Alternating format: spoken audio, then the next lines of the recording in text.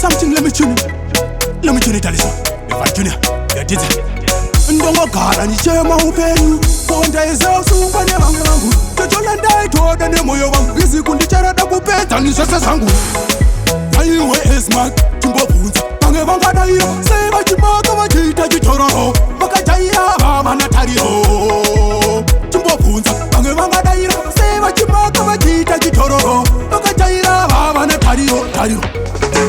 Avane godo vanava Avandondisa munava Esmaki vanono dinwava Vakandondishishava Mepo nejuju vanomwaya This time moti kwanzimba vanondishaya Siya waitawa shavakaya Inandimire kufaya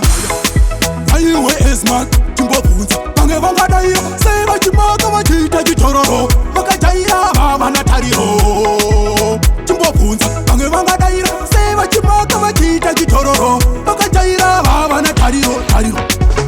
Vanotoro kozi na kuswera Vanomaka zino varemera Siya vakadara one day chavagarira Isa muna matombe chatikobudidira Taizai prophet Kauya ise muna matochet Kuneonezi kodo nenge goitam Konotiniwa nezo andoita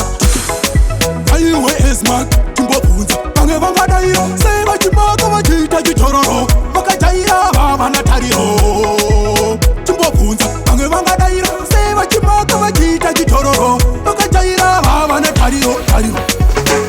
Avane godo vanava Avandondisa munava Esmaki vanono dinwava Vakandondishishava Mepo nejuju vanomwaya This time moti kwanzimba vanondishaya Siya waitawa shavakaya Inandimire kufaya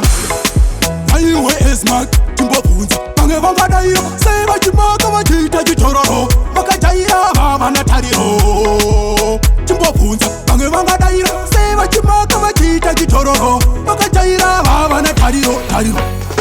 Vanotoro kozi na kuswera Vanomaka zino varemera Siya vakadara one day chavagarira Isa muna matombe chatikobudidira